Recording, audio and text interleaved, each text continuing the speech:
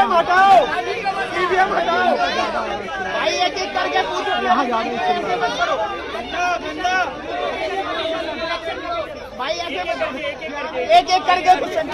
हाथ तो बोलो, ये इधर हेलो भाई, उधर से नहीं, हाथ पूरा ब्लॉक हो रहा है, हाथ में चलाओ, ऐसा मुंह से बोल रहा हूँ।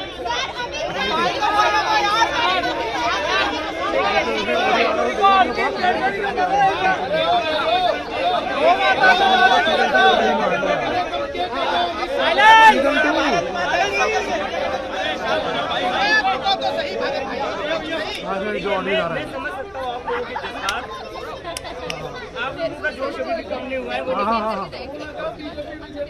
अरे 2 मिनट मेरे भाई, मेरे भाई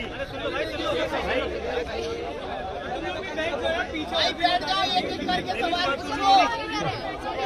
तो मैं समझ अपने सबसे होने का हुआ है।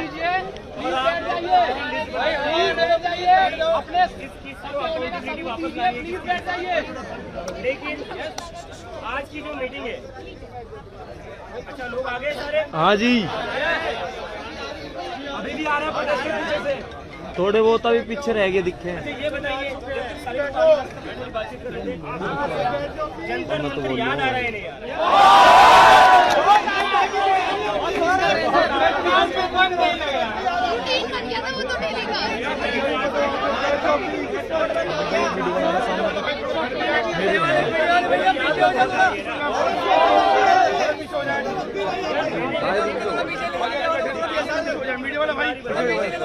हम लोग जिले नगर में आए थे, बैंक बुक किया था, जहाँ से अभी आशुतोष भाई भी आए थे वहाँ पे ब्लैंकेट में, लेकिन वहाँ से हमें निकाल दिया गया है। अब हम इस पार्क में आके यहाँ इधर से बोल रहा कर रहे हैं।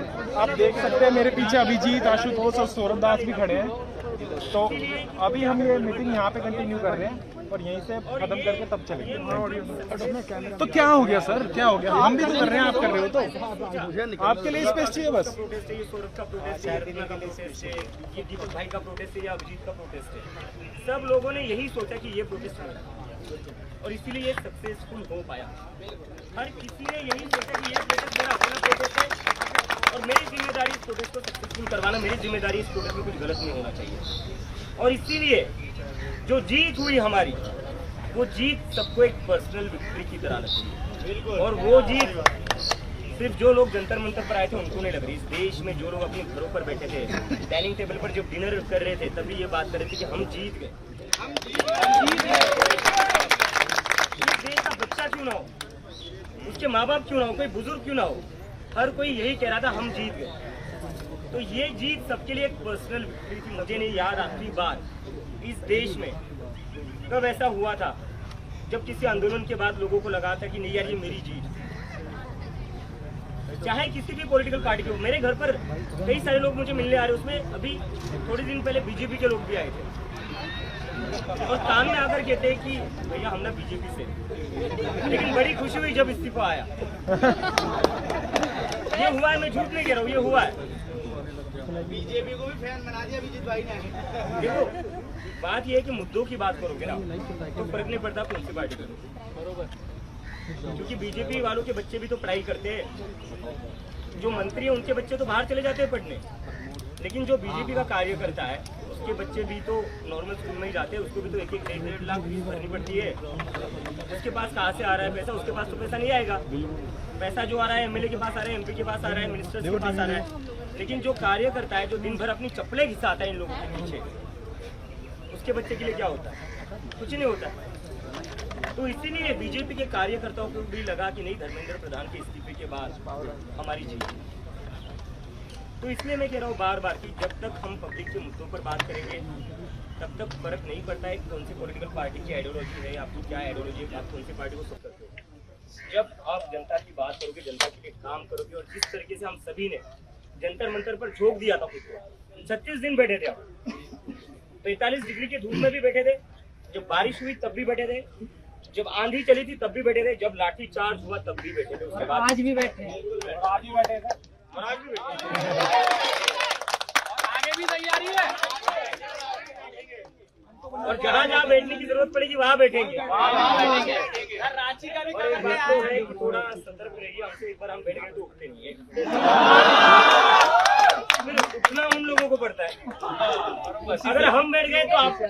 कुर्सी से उठना पड़ेगा।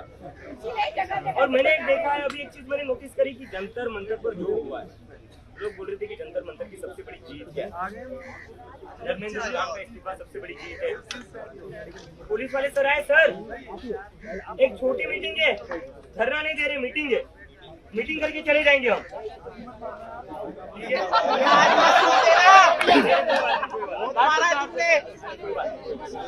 तो कई सारे लोग पूछ रहे हैं कि जंतर मंतर की सबसे बड़ी विक्ट्री क्या है। बहुत सारे लोग पूछ रहे थे कि जंतर मंतर की विक्ट्री क्या है। कई सारे लोग कह रहे हैं कि जंतर मंतर की सबसे बड़ी विक्ट्री क्या। कई लोग कह रहे हैं कि धर्मेंद्र प्रधान का इस्तीफा सबसे बड़ी विक्ट्री। धर्मेंद्र प्रधान का इस्तीफा जरूरी था अकाउंटेबिलिटी की। जंतर मंतर की जो सबसे बड़ी विक्ट्री थी वो ये है कि इस देश के अंदर लोगों के अंदर से उनका डर था, वो डर खत्म हो गया। लोगों के मन के अंदर से डर खत्म हो चुका है और उसी के कारण आज हम देख रहे हैं यूपी में छोटे छोटे बच्चे डीएम के ऑफिस में चले गए। छोटे छोटे बच्चे चले गए डीएम के ऑफिस में, घुस गए कि क्यों हमारे स्कूल के सामने रोड नहीं है। और ये बहुत शर्म की बात है।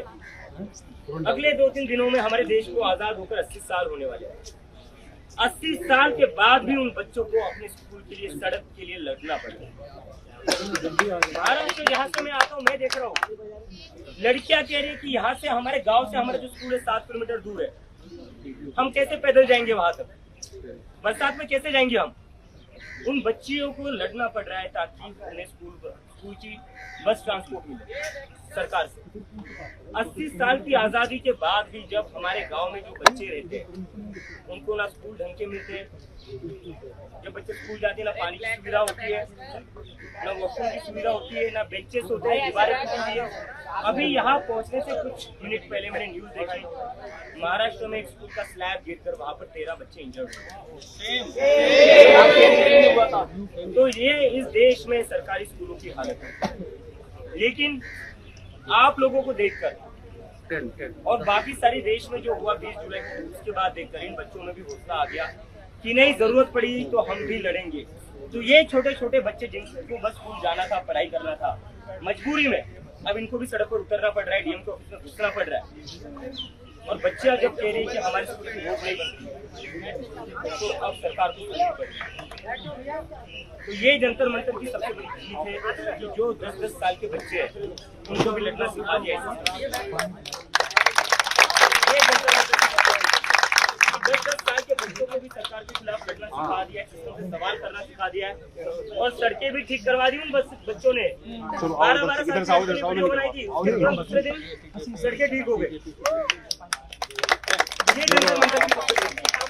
इस देश को जंतर मंतर ने उसकी अपनी आवाज वापस दिलाई है, हिम्मत वापस दिलाई है और सवाल पूछने की ताकत आ गए ना सर। तो अभी मैं आपको एक बहुत ही इम्पोर्टेंट चीज, आज जिसके लिए हमने मीटिंग बुलाई थी और उसके लिए मैं आप लोगों को बताना चाहता हूँ, 15 अगस्त को हम एक बहुत बड़ा कैंपेन शुरू करने जा रहे हैं जिसमें आप सभी को कंट्रीब्यूट करना है। कंट्रीब्यूट नहीं करना है, जैसे जंतर मंतर पर आप सबने सोचा था कि नहीं ये मेरा प्रोटेस्ट है, ये मेरा आंदोलन है, मुझे इसमें खुद को रोकना है, वैसे ही आपको फिर से सोचना। 15 अगस्त से हम शुरू करेंगे गाँव में जाना। मेरा जो गाँव है तो वहाँ जाऊंगा, वहाँ पर जो स्कूल है मैं वो स्कूल देखूंगा, वो स्कूल की हालत क्या है। उसके बाद में वहाँ के सरपंच से रिक्वेस्ट करूंगा कि सर प्लीज स्कूल ठीक करिए, उसमें जो मदद लगेगी वो मदद हम करने को तैयार है। दीपक जी, एक मिनट में आपसे एक सवाल पूछना चाहता हूँ। आप बहुत अच्छा कार्य कर रहे हो, आप एक सेकंड के लिए मैं बात करूँ। बिल्कुल बिल्कुल, आपका हम सुनिए। तो हमारा 15 अगस्त को देश को 80 साल पूरे होने को आए, आजाद होकर। हो रहे या नहीं हो रहे? 80 साल में हमें नई पार्लियामेंट मिल गई, प्रधानमंत्री जी को नया पीएम हाउस मिल गया, बीजेपी को इतने सारे हेडक्वार्टर मिल गए हर जिले में जो उन्होंने नोटबंदी के बाद बनाए। ये जो हुआ है पिछले 7-8 सालों में हुआ है, नया पार्लियामेंट, नया पीएम हाउस, नए बीजेपी के हेडक्वार्टर। पिछले 7-8 साल में हमें बताए आपने कितने सरकारी नए स्कूल बनाए। बहुत अच्छी बात। 94,000 स्कूल बंद कर दिए गए थे, सरकारी 94,000 सरकारी स्कूल बंद कर दिए गए पिछले 10 सालों में। और उसके साथ साथ जब ये स्कूल आप बंद कर रहे थे तब आप अपने लिए नए हेडक्वार्टर शुरू कर रहे हो, आप नया पार्लियामेंट बना रहे हो। पार्लियामेंट तो अच्छा ही था, पुराना जो भी था। बिल्कुल। क्या दिक्कत है उसमें? ऐसी नहीं चल रही थी क्या?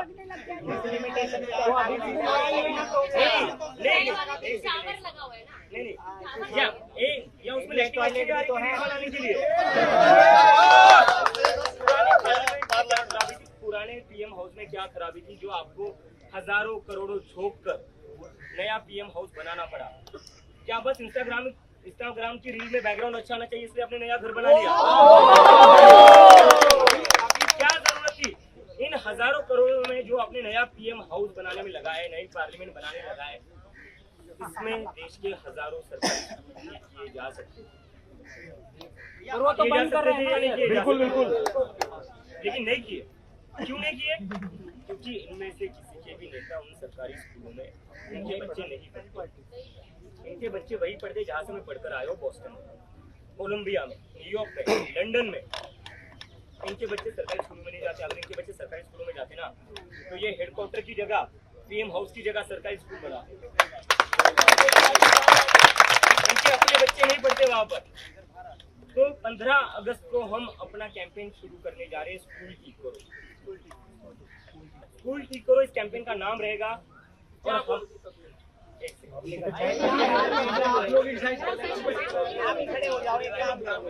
स्कूल ठीक करो हमारे कैंपेन का नाम होने वाला है, जो हम 15 अगस्त को लॉन्च करने जा रहे हैं। 80 साल हो चुके हैं देश को आजाद होने के बाद। 80 साल में अगर सबसे ज्यादा कोई चीज हम लोगों ने इग्नोर करी है, सबसे ज्यादा कोई निग्लेक्ट करी है, जिस पर जरा भी ध्यान नहीं दिया है, वो है गांव में पढ़ने वाले बच्चे, गांव में छोटे छोटे बच्चे। आपने IIT बना दिए, IIMs बना दिए। अरे जो किसान का बच्चा है, जो मजदूर का बच्चा है, जब उसकी 10वीं तक की पढ़ाई अच्छी नहीं हो पाती तो IIT और IIMs में कैसे जाएगा? एम्स में कैसे जाएगा? IIM में कैसे जाएगा? जब तक उसको अच्छी प्राइमरी एजुकेशन नहीं मिलेगी वो कैसे जाएगा? और जब उसके माता पिता महीने के बस 10,000 कमाते हैं, उसमें से वो कैसे जाकर कॉलेज की डिग्री लेगा? तो इसलिए 15 अगस्त के बाद कॉकरोच जनता पार्टी का जो फोकस रहेगा वो इस देश के गांव में रहेगा, गांव में जो बच्चे हैं उन पर रहेगा। क्योंकि हम ऐसा मानते हैं कि इस देश का जो भविष्य है वो बस प्राइवेट स्कूल में पढ़ने वाले बच्चे नहीं है। जो गांव के स्कूलों में बच्चे पढ़ते हैं, जो बच्चे गांव में रहते हैं, वो इस देश का सही मायनों में भविष्य है। और ऐसे ही गांव से बच्चा पढ़कर आया था जिसको हम मिसाइल मैन कहते हैं। अगर हम बच्चों को अपॉर्चुनिटी दे, अगर हम उनके लिए काम करें, अगर हम अपने गांव में बच्चों को सपोर्ट दे, स्कूल ठीक करें, तो एक अब्दुल कलाम ने ऐसे हमें हजार अब्दुल कलाम मिलेंगे। बहुत अच्छी बात, बहुत अच्छी। अब्दुल कलाम जी बने क्योंकि उनमें वो जिद थी, उनमें वो लगन थी जो हर बच्चे में होती है, लेकिन जरूरत होती है सपोर्ट। उनके फैमिली ने उनको बहुत सपोर्ट किया था, लेकिन हर परिवार अपने बच्चों को ऐसा सपोर्ट नहीं कर सकता, इनकरेज नहीं कर सकता। मैं गांव में जाया करता था जब छोटा हुआ करता था छुट्टियों में, तो मैंने देखा है कि मेरे जितने भी गांव के दोस्त थे, मैं गांव में छुट्टियों में चलने जाया करता था। वो छुट्टियों में क्या करते थे? कंस्ट्रक्शन के काम पर जाते थे, ईंटें बनाने जाते थे। तो ये हालत है।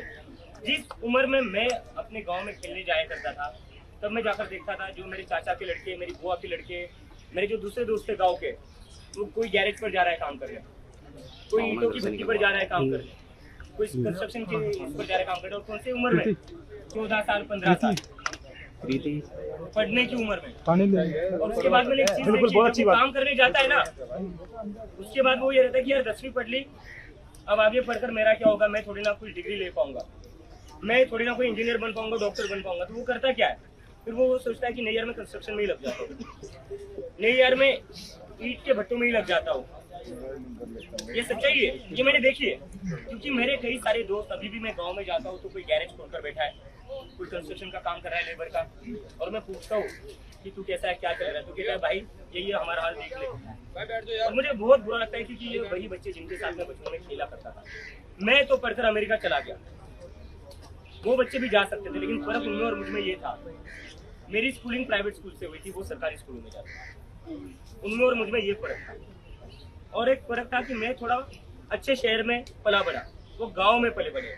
अगर वो शहर में पढ़ते लिखते बड़े होते तो वो भी अमेरिका जा सकते थे, उनको भी मिलती वो अपॉर्चुनिटी, लेकिन क्योंकि वो गांव में थे, वहाँ पर किसी की नज़र नहीं जाती, वहाँ पर ना सरकार की नज़र जाती है, ना शहरों में जो लोग रहते हैं। I am very sorry to say this, हम जो शहरों में लोग रहते हैं, हम भी अपने गांव में, जैसे कि मैंने कहा ना, मैं खुद खेलने के लिए जाता था, मेरे लिए गांव को जाना मतलब क्या है, खेलने जा रहा हूँ, मजे करने जा रहा हूँ। लेकिन उन लोगों की जो जिंदगी है वो संघर्ष है, हर रोज एक संघर्ष है। तो इसलिए हम चाहते कि गांव में जितने भी बच्चे हैं, इसके बाद कांग्रेस जनता पार्टी का सबसे बड़ा फोकस होना चाहिए गांव में रहने वाले बच्चों की, क्योंकि इस देश का भविष्य बस प्राइवेट स्कूल में पढ़ने वाले बच्चे नहीं, गाँव में पढ़ने वाले बच्चे भी हैं। हम चाहते हैं कि गाँव वो भी उस कॉन्फिडेंस से नीट की तैयारी करे, वो भी उस कॉन्फिडेंस से जेईई की तैयारी करे, और वो भी कहे जब वो 8वीं या 9वीं में हो, जब हम कहते हैं ना आपके कजन होंगे, आप पूछते होंगे कि क्या करना है, जेईई की तैयारी करने जा रहा हूँ, नीट की तैयारी करूंगा, या डेटा साइंटिस्ट बनना है, या रिसर्च में जाना है, या पीएचडी करनी है। हम चाहते हैं कि गांव के बच्चे भी ये बात बोले, कोई ये ना कहे कि नहीं मैं तो कंस्ट्रक्शन करने जा रहा हूँ, मैं तो गन्ने के खेतों में गन्ने काटने जा रहा हूँ, मैं ईंट के भट्टों पर जा रहा हूँ। ये नहीं होना चाहिए उनका जवाब होना चाहिए मैं भी डॉक्टर बनूंगा, मैं भी इंजीनियर बनूंगा। जब तक ये जवाब हमें मिलता नहीं गांव के बच्चों से, तब तक हमें उन गांव के बच्चों के लिए काम करना है। तो मैं आप सबका कमिटमेंट चाहता हूँ, आप सारे लोग अपने अपने गांव में जाए, क्योंकि मैं समझता हूँ आप भले ही शहरों में रहते हो, लेकिन सारे लोग तो गांव से ही आए ना। बिल्कुल। शायद आपके पापा आ चुके होंगे शहरों में, जैसे मेरे पापा आ चुके थे, लेकिन आपके दादा नाना सारे खेती करते होंगे। मैंने यही चीज कही थी कि असली भारत जो है वो गांव में बसा है, और बिना असली भारत के जहाँ गांव बसता है, बिना उसका विकास किए इस देश का विकास नहीं हो सकता। फिर 2047 नहीं, सॉरी क्या 2047 है ना, 3047 4047 में भी ये इंडिया डेवलप नहीं होगा जब तक हम अपने गांव का विकास नहीं करेंगे। कि हमने देखने दावे स्मार्ट सिटी कहते थे, कितने स्मार्ट सिटी चल रहे हैं, क्या हाल है स्मार्ट सिटी होगा। अगर हम सरकार से लेना चाहते हैं, हम सारे एमपीज एमएलए से भी रिक्वेस्ट करते हैं, आपके पास फंड आते हैं, मौका है आपके पास, इस 15 अगस्त को एक नई शुरुआत करें। मौका है आपके पास इस 15 अगस्त को, आप बस छोटे बच्चों की, गरीब बच्चों की फोटो सोशल मीडिया पर ना डालें, उनके लिए कुछ करें। 15 अगस्त को हम क्या करते हैं, जो बच्चे मजबूरी में सिग्नल पर तिरंगा बांटते, उन बच्चों का हम फोटो क्लिक करते, सोशल मीडिया पर डालते, happy independence day and this is my real India. अरे बदलो उस इंडिया को, बदलो लो। कब तक आप सिग्नल पर खड़े बच्चों के हाथ में तिरंगा सोशल मीडिया पर डालोगे, उससे लाइक्स और शेयर आ जाएंगे, आप अपने घर चले जाओगे, उसके बाद वो बच्चा आज तिरंगा बेच रहा था, कल 2 रुपए की पेन बेचेगा और खिड़की खटखटा आएगा, भैया पेन ले लो, खाने के लिए। ये बदलना पड़ेगा हमें। जब तक हम उन बच्चों की जिंदगी नहीं बदलेंगे ना, तो हम कितनी भी सरकारें बदल ले, कुछ नहीं होने वाला, कुछ नहीं होने वाला। क्योंकि इस देश में 80 साल में बहुत सरकारें आई, बहुत सरकारें गई, लेकिन आज भी 80 सालों में एक चीज लगातार है, 15 अगस्त को आपको ट्रैफिक लाइट, ट्रैफिक सिग्नल पर बच्चे मिलेंगे जो 5 रुपए में तिरंगा बेचते हैं, 5 रुपए में तिरंगा वाला बैच बेचते हैं, और जैसे 15 अगस्त हो जाता है, तिरंगे की जगह उनके हाथ में 2 रुपए का पेन होगा। ये तस्वीर बदलनी है, इससे हमें बस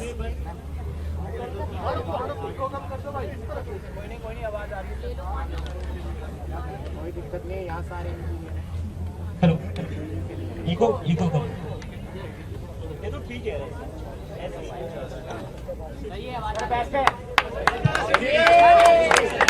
इसको बंद कर दो सर। 35 दिन बात कर आवाज तो बढ़ गई है। तो देखो दोस्तों, ये एक है कि मैं आपसे रिक्वेस्ट करता हूँ, अब हमारा जो सोशल मीडिया पर, अब हम वो बस चीजें नहीं करेंगे जहाँ पर हम गरीब बच्चों की फोटो डालेंगे और बोलेंगे कब बदलेगा हमारा भारत। हमें बोलना है हम बदलेंगे, हम बदलेंगे। मुझे पूरा यकीन है हम बदल सकते हैं, क्योंकि 12 साल में पहली बार अगर इस सरकार से किसी ने इस्तीफा लिया है, अगर हम ठान ले तो हम भारत बदल सकते हैं। और इसके बाद अगर हमने ये चीज कर दी ना, अगर मैं एक टारगेट देना चाहता हूँ आप लोगों के सामने, टारगेट बहुत छोटा है, बहुत छोटा है। मुझे लगता है कि अगर हम चाहें तो इस टारगेट को 1 महीने में ही कंप्लीट कर सकते हैं, लेकिन मैं 2 महीने देता हूँ, क्योंकि हम पहली बार ये कर रहे हैं। 2 महीने में अगर हमने कलेक्टिवली साथ में आकर प्रेशर बना लिया सरकारी स्कूल को ठीक करने का गांव में, अगर हमने ऐसे 100 भी सरकारी स्कूल ठीक कर दिए ना, तो आप देखिए ये कैसे एक चेन रिएक्शन बनेगा। जैसे हमें देखकर जंतर मंतर का प्रोटेस्ट देखकर आज पूरे देश भर में जैन अल्फा प्रोटेस्ट कर रहा है, वैसे ही अगर हमने 2 महीने के अंदर 100 सरकारी स्कूल ठीक कर दिए गांव में, उसके बाद देखना 10,000 स्कूल ऐसे ठीक हो जाएंगे। शुरुआत करने की एक बार शुरुआत हो गई तो उस शुरुआत को कोई नहीं रोक सकता। और ये एक ऐसी स्कूल है ना, ये एक ऐसी चीज है, गांव के स्कूल एक ऐसी चीज है, मैं आपको दावे के साथ कहता हूँ, बीजेपी के वोटर भी बोलेंगे नहीं यार ये चीज आप करो, बीजेपी के वोटर भी आपका समर्थन, वो भी आपको नहीं रोकेंगे। आज हमें मीटिंग करने से इसलिए रोका गया क्योंकि उनको पता नहीं था हम बात क्या करने वाले हैं। अगर उन्हें पता होता हम गांव में जो सरकारी स्कूल है उनको ठीक करने की बात करने वाले हैं ना, वो हमें रोकते हैं। क्योंकि इस चीज की क्यों किसी को दिक्कत हो सकती है? क्या हम किसी पार्टी का नाम ले रहे हैं यहाँ पर? हम गांव के सरकारी स्कूल ठीक करने की बात कर रहे हैं, तो उसको ठीक करने में किसी को क्या दिक्कत हो सकती है? अगर उसको किसी को ठीक करने में कोई दिक्कत है, जो चीज आप हमारे लिए कहना चाहते हो मैं आपसे कहना चाहता हूँ, फिर आप असली एंटी नेशनल, आप असली एंटी नेशनल। अगर आप चाहते हो इस गांव में रहने वाले बच्चों को अच्छी शिक्षा ना मिले तो आप असली एंटी नेशनल। तो आप लोगों के सामने एक टारगेट है, अगले 2 महीने में हमें कुछ भी करके साथ में आना है, स्कूल में जाना है। गांव के जो सरपंच है, गांव के जो लोग हैं, अपने अपने गांव के लोग, पंचायत वालों से रिक्वेस्ट करिए कि प्लीज स्कूल ठीक कर दीजिए, और कोई मना नहीं करेगा, लेकिन प्यार से करवाएं। जहां धरना देना पड़ेगा वहां धरना भी दे देंगे, लेकिन पहले प्यार से बात करेंगे। और उसके बाद बस जाकर नहीं आना, 15 दिन बाद फिर से चक्कर लगाना है काम शुरू हुआ या नहीं हुआ, वो भी देखना है। और उसके 15 दिन बाद देखना है कि काम ठीक से हो रहा है या नहीं हो रहा। और उसके बाद देखना है काम ठीक हुआ तो उसके बाद क्या काम पूरी तरीके से ठीक हुआ, क्या वहाँ पर पानी आ रहा है, क्या वहाँ पर बेंचेस है, क्या वहाँ पर वॉशरूम है, कितना किलोमीटर बच्चों को पैदल चलकर जाना पड़ता है, ये सब हमें चेक करना है। क्योंकि जो गांव में सबसे बड़ी प्रॉब्लम है वो ये है, क्योंकि मैंने भी देखा है, मेरे भी चाचा के जो लड़के थे, लड़कियाँ थी, उनको भी पैदल चलकर जाना पड़ता था। क्योंकि मैं जब गांव जाता था तो मैं भी एक बार उनके साथ पैदल चला गया था। पैदल चलने के बाद मैंने देखा उनको स्कूल 5 किलोमीटर दूर था।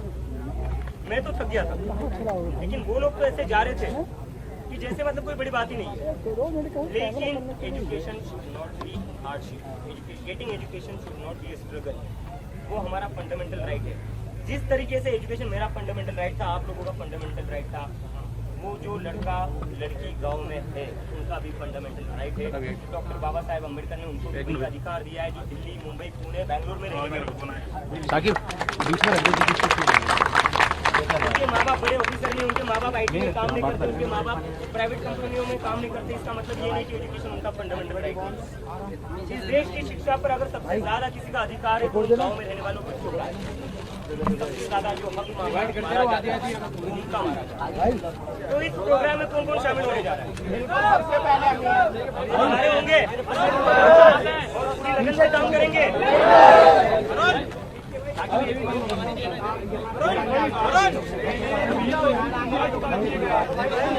दे दे भाई, सब्जी मंडी लगा दिया।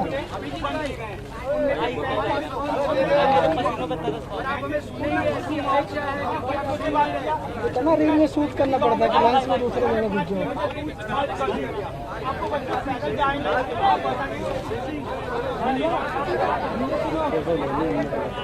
तो कौन इसमें काम करेगा? काम करेगा इसमें?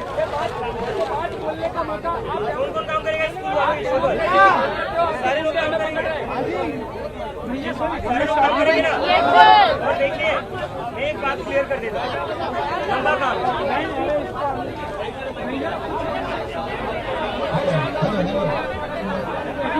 देखिए लंबा काम है।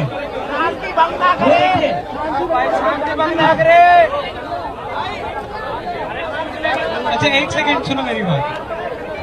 थोड़ा भाजपा वाले ज्यादा फ्री है इसलिए हमारी मीटिंग में नहीं आएंगे वो लोग। बाकी सब लोग इधर ध्यान दो एक बार, इधर आओ।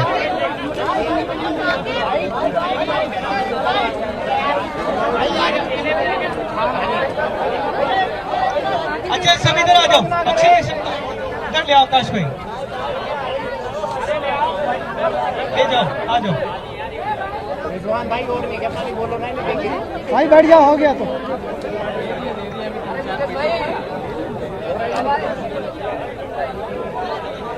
एक बार सब लोग इधर आके बैठो जल्दी से।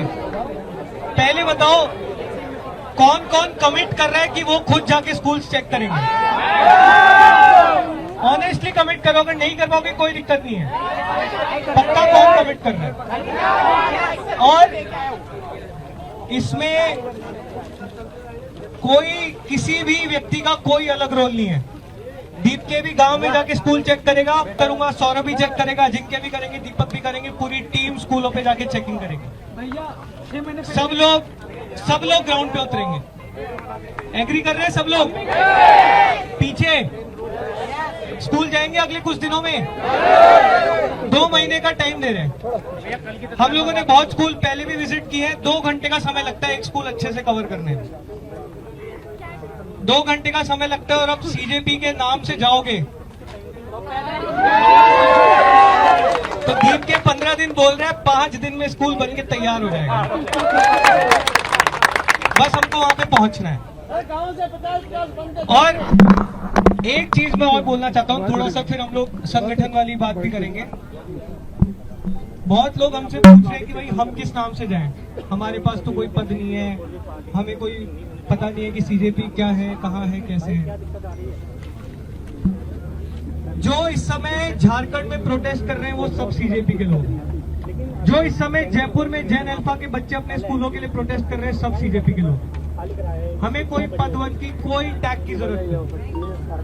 जो भी लोग देश के स्कूलों के लिए सीरियस है वो सब सीजेपी के लोग हैं। कोई डरने की जरूरत नहीं है। पूरी हमारी लीगल टीम भी तैयार है। रत्ना है यहाँ पर मौजूद। हर स्टेट में हमारी लीगल टीम रेडी हो रही है। हर स्टेट में हमारी लीगल टीम रेडी हो रही है। कोई परेशान नहीं करेगा। हम तो स्कूल ठीक कराने जा रहे हैं। स्कूल ठीक कराने में किसको दिक्कत हो सकती है? फिर भी अगर किसी को दिक्कत हो तो हमारी टीम रेडी है इस बार। इस पर मैं और एक चीज कहना चाहता हूँ। अभी हमारी एक वर्किंग कमेटी की अनाउंसमेंट हुई है। उसके बाद कई लोगों को अगर लग रहा है तो मेरे पास कोई पद नहीं तो मैं काम क्यों करूं, मेरे पास कोई पद नहीं तो मैं आंदोलन का हिस्सा क्यों बनूं। जब आप लोग पहली बार जंतर मंतर पर आए थे, किसी के पास पद था? किसके पास पद था यहाँ पर? सीजेपी क्या थी? सीजेपी कोई पॉलिटिकल पार्टी है? कोई संगठन था सीजेपी इसके पहले? सीजेपी खाली एक पेज था, लेकिन इस पेज को आंदोलन बनाया आप लोगों ने। और इन लोगों को मुझे पूरा पता है, पूरा यकीन है, क्योंकि जंतर मंतर पर बिना पद के आप लोग रात रात भर जाग रहे थे, बारिश में बैठे हुए थे, कड़ी धूप में बैठे हुए थे। तो वहां पर तो किसी के पास पद नहीं था, फिर भी लोगों ने खुद को झोंक दिया था, देश की सेवा के लिए झोंक दिया था, इस देश की शिक्षा व्यवस्था को बदलने के लिए झोंक दिया था। तो आगे भी हमें इसी जुनून के साथ काम करना है। और टीम एक्सपांड होगी तो सबको उसमें रोल जरूर मिलेगा, रोल जरूर मिलेगा। देखिए बहुत बड़ा आंदोलन बन चुका है, पूरे देश भर में फैलना है।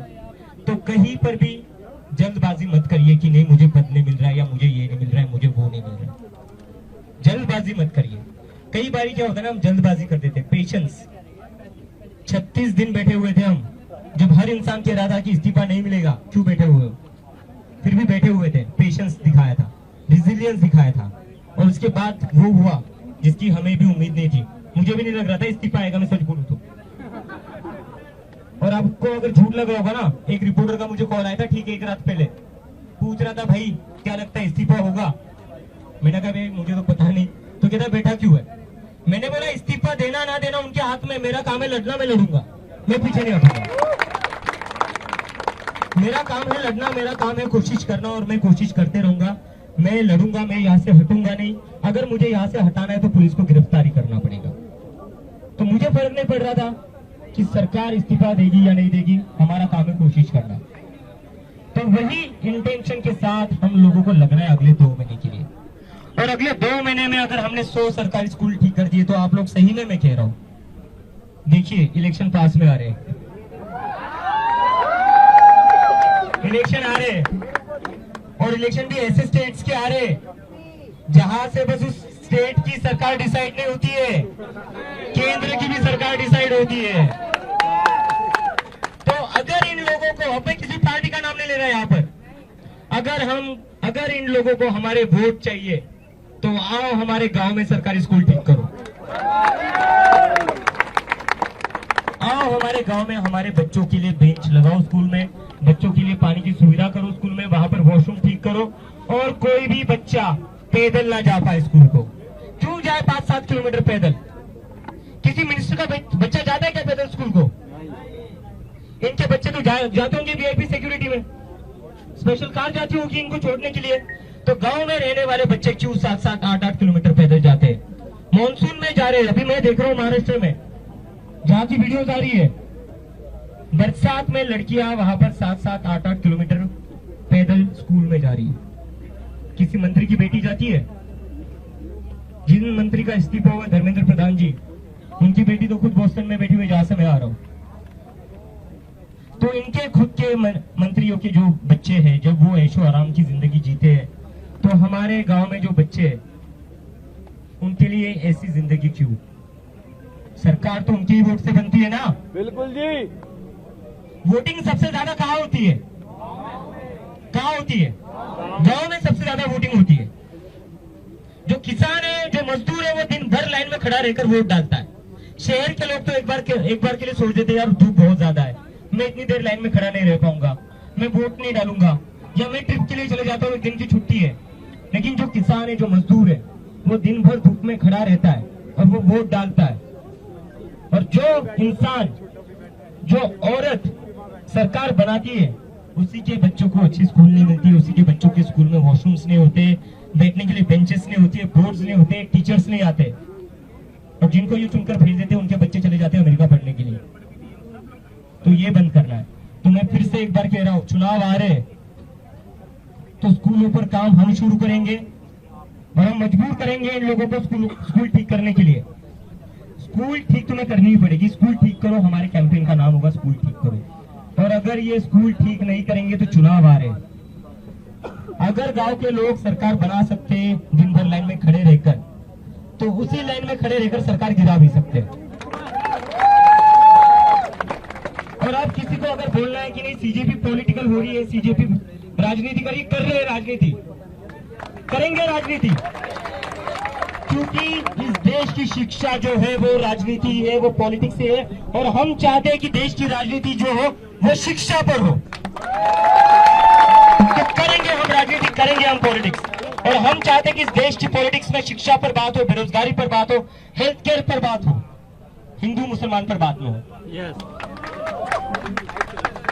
क्या किया इन लोगों ने हिंदू मुसलमान में बांटकर?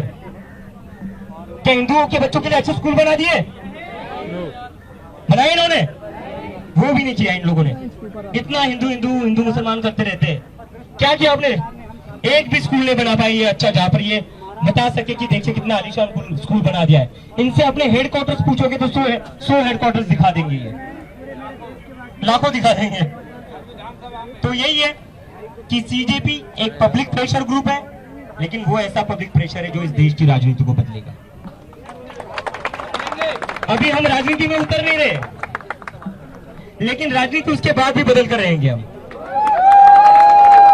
और जो आपने इस देश का सत्यानाश करके रखा है ना हिंदू मुसलमान की पॉलिटिक्स के ऊपर, उसे हम रोक कर रहेंगे, उसे हम खत्म करके रहेंगे, और इस देश में ऐसी राजनीति शुरू करेंगे जिसके बाद किसी भी बच्चे को सिग्नल पर तिरंगा झंडा ना बेचना पड़े 15 अगस्त को। वो बच्चा स्कूल जाएगा 15 अगस्त को, इंडिपेंडेंस डे मनाने के लिए सिग्नल पर खड़ा नहीं रहेगा। हम ऐसा भारत चाहते हैं जहां पर कोई बच्चा सिग्नल पर तिरंगा झंडा ना बेचे, वो तिरंगा झंडा लेकर अपने स्कूल जाए और वहां जाकर वो राष्ट्रगान गाए। ये भारत बनाना है हमें। तो इसके लिए हम सभी लोगों को पूरी ताकत के साथ सेल्फलेसली, जैसे हम जंतर मंतर पर लगे हुए थे वैसे ही लग रहा है फिर से 2 महीने के लिए। इसके लिए हम एक फॉर्म भी रिलीज करेंगे। उस फॉर्म में हम आपको एक चेकलिस्ट देंगे कि वहां पर देखिए आप कि क्या क्या फैसिलिटीज उस स्कूल में है, क्या क्या नहीं है। आप वो टिक करिए। ईमेल आईडी रिलीज करेंगे, उस ईमेल आईडी पर आप वो सारे फॉर्म सबमिट करना। और पेरेंट्स, जितने भी पेरेंट्स हैं, मैं आप सभी लोगों से रिक्वेस्ट करता हूँ, खास करके जो गांव में आप मीडिया वाले शूटिंग कर रहे हैं, ये इंडोर होने वाली थी सारी बातें, बट शुक्रिया इन भाजपा वालों का जिन्होंने धमकाया। तो जितने भी माता पिता ये वीडियो देख रहे हैं, मैं आप लोगों से रिक्वेस्ट करता हूँ, आपके बच्चों का भविष्य का सवाल है।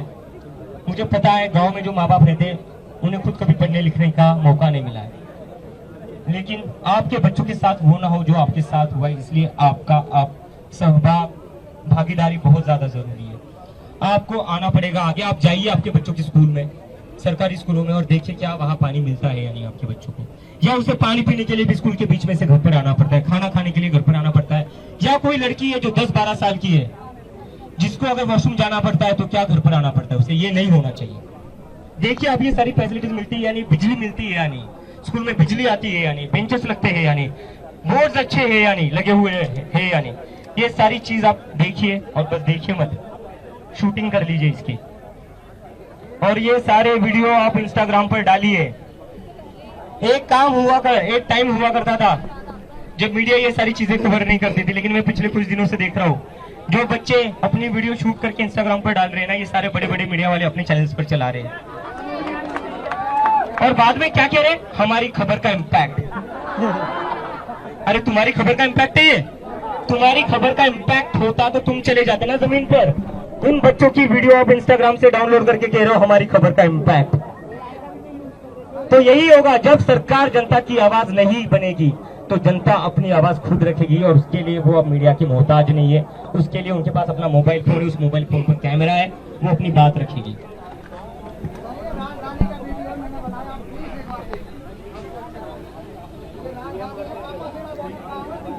अरे बंद हो गया, एक सेकंड बंद, मैं देख लेता हूँ।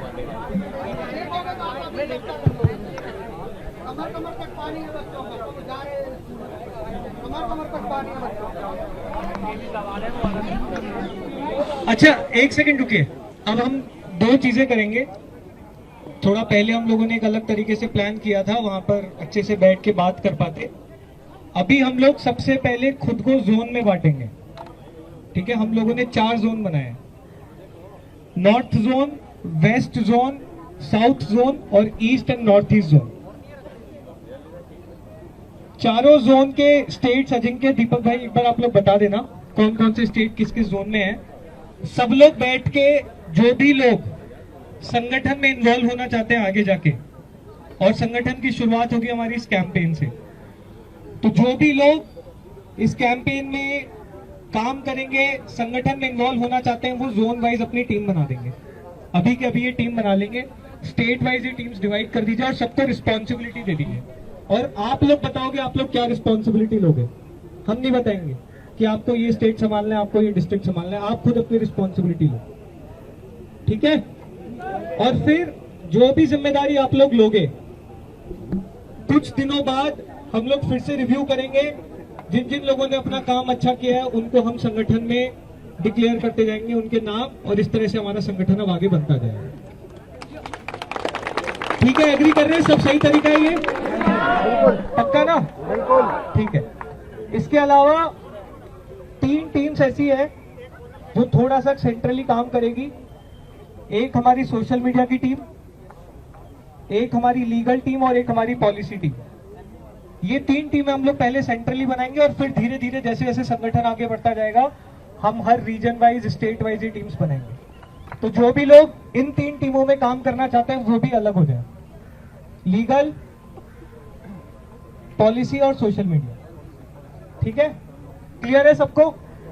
अजिंक्य, दीपक भाई आप लोग एक बार जोन वाइज बता दो कौन कौन से स्टेट्स हैं। हाँ, और उसके बाद एक बार है ना, उसके बाद आप लोग प्लान बना के आएंगे और आप लोग अपना प्लान बाकी लोगों को बताएंगे कि हमारी जोन की टीम इस तरह से काम करेगी, और ये रिस्पॉन्सिबिलिटी हम लोगों ने ली है। दूसरी चीज, उसके बाद बहुत सारे लोगों के सवाल हैं, बहुत सारे लोगों के मन में बहुत तरह तरह के सवाल होंगे, हम लोग यही बैठे हैं, ये रीजन वाइज मीटिंग के बाद सब लोग वापस यहाँ पर आके बैठेंगे और जितने भी आप लोगों के सवाल हैं उनका हम जवाब दिए बिना यहाँ से नहीं जाएंगे, ये आप लोगों से वादा करें, ठीक है? क्लियर है सबको? पीछे तक आवाज आ रही है ना पीछे? ठीक है, तो अजिंक्य भाई, दीपक भाई एक बार संगठन बता दीजिए।